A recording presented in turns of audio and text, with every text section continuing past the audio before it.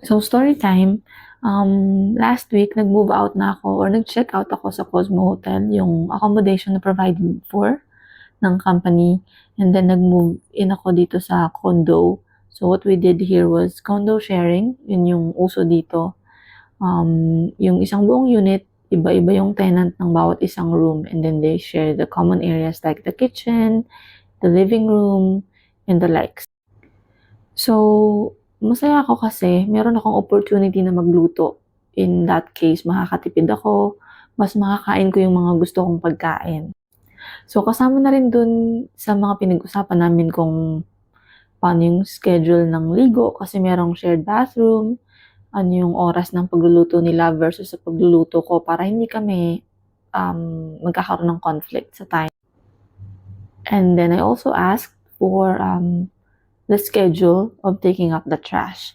So sabi nila wala naman daw schedule yung pagtatapon ng basura. Any time of the day pwede. Punta ka lang doon sa area na yon. Per floor merong area, designated area kung saan magtatapon ng basura yung tenants ng buong floor na yon. And ito na nga,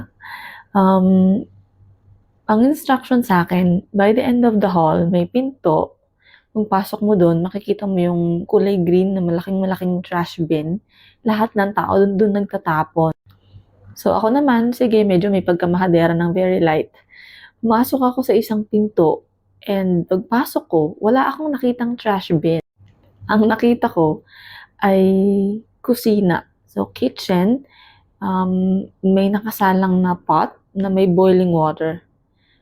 Tapos pagtingin ko ng konti sa kanan, may lalaking Chinese na may hawak na sandok. As in yung sandok na pang soup. And the funny thing is that naihakbang ko na yung right foot ko dun sa flooring niya. So, technically nakapasok na ako sa loob. Hawak ko yung basura sa kamay ko. Tapos parang nagkatinginan kami. And out of fear na baka mamaya buhusan ako ng kumukulong tubig or what, sinara ko talaga yung pinto. Lumabas ako, umatras ako, tapos sinara ko yung pinto ng mabilis na mabilis. And then I ran back here to this unit. Sabi ko dun sa kasama ko, parang mali yata yung napasukan kong place. Hindi yata dun yung tapunan. And I explained to her. Ayun, she was relaxing on the couch. Pero sobrang nagulat siya. Napatayo talaga siya kasi ano daw yung nangyari, saan ako napunta, anong sabi ng tao. Siyempre, nag-worry din siguro siya about me. Tapos noon, sinamahan niya ako lumabas. Tapos nakabang lang siya dito sa pinto ng unit na to habang ako nagtatapon. Tapos ini-instruct na dyan, lumiko ka dyan, yung tapat niyan. Dyan na yun banda. Tapos hanggang sa nakapagtapon ako, alam mo yun, yung parang tawan-tawa pa rin ako kasi hindi ko ma-imagine na pumasok ako sa pinto ng ibang tao. And the funny thing is, the next day, nakasabay ko yung tao sa elevator na talagang tinitignan niya ako mula ulo hanggang paa. So, hanggang ngayon, iniisip ko sana wag ko siyang makasabay kasi parang natatakot ako na baka mamaya feeling niya masamang loob or whatever. So, ayun lang, nakwento ko lang kasi parang sobrang nakakatawa lang for me and it's kind of going to be one of the funniest and most unforgettable things here in Kuala Lumpur. Kasi never naman ako naligaw sa bahay ng iba nung nasa Pinas ako.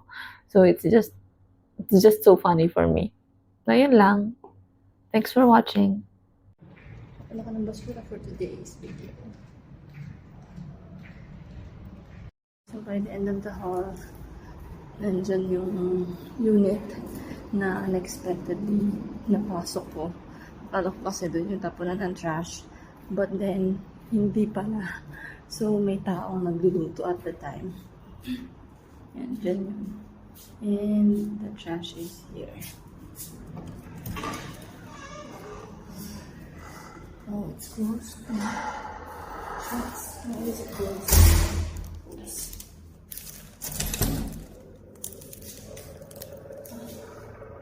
Kaya ito ako pala.